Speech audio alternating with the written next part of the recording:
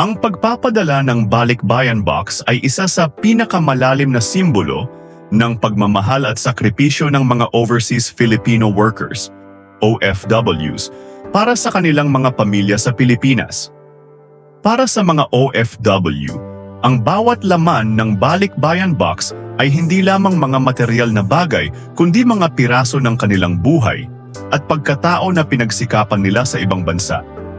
Sa likod ng bawat kahon ay ang mga gabing walang tulog, mga oras ng pagkakalayo sa mga mahal sa buhay, at mga sakripisyong ginagawa upang makapag-ipon at makabili ng mga bagay na alam nilang magpapasaya sa kanilang pamilya. Ang pagpili ng mga produkto mula sa mga dilatang pagkain, damit, sapatos, laruan, at kahit mga simpleng bagay na sabon o shampoo ay pinag-isipang mabuti.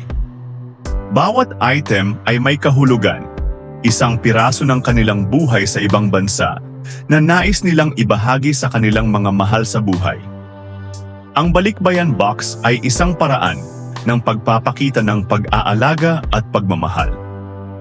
Sa bawat bukas ng kahon, tila kasama ng mga pamilya, ang kanilang ina, ama, kapatid o anak na OFW, na kahit malayo ay patuloy na nagmamalasakit at nag-iisip para sa kanila. Ang mga kahong ito ay nagdadala ng saya at kagalakan, lalo na sa mga pagkakataon ng mga espesyal na okasyon tulad ng Pasko, kaarawan o kahit simpleng pagtitipon ng pamilya. Bukod dito, ang Balikbayan Box ay isang simbolo ng pangarap.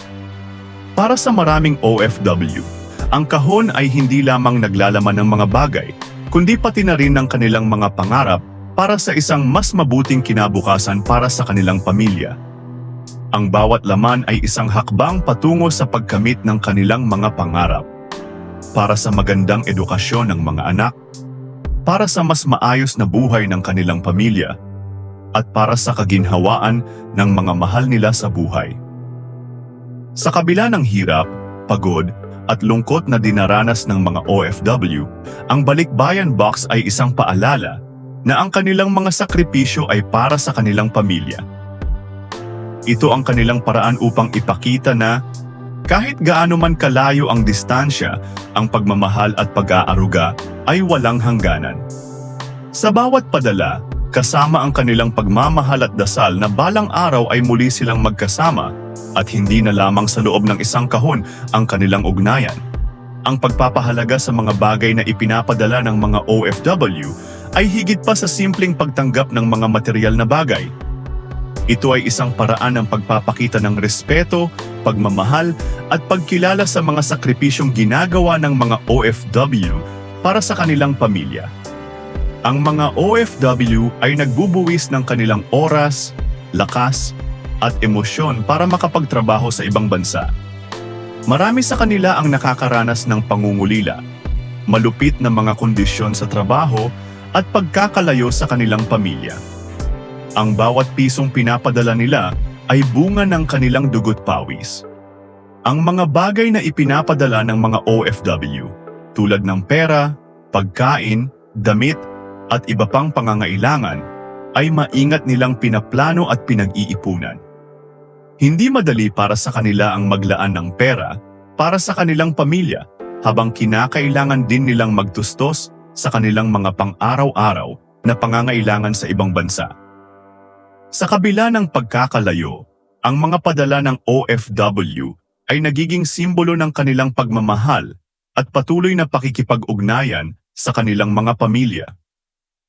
Ito ang paraan nila upang ipadama na kahit malayo, sila ay laging nagmamalasakit at nag-aalala sa kanilang mga mahal sa buhay.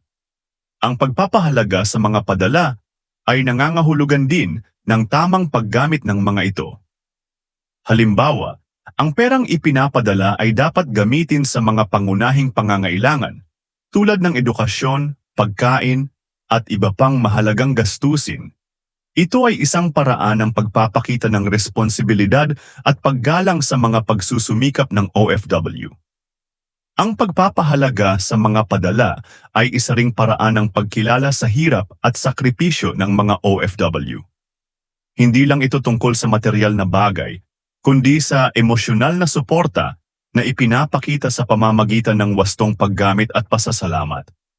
Sa huli, ang bawat padala ng mga OFW ay dapat tignan bilang isang mahalagang bahagi ng kanilang pagmamahal at pagsusumikap para sa kanilang pamilya. Ang pagpapahalaga at tamang paggamit nito ay isang paraan ng pagbibigay galang at pagpapakita ng pagmamahal pabalik sa kanila.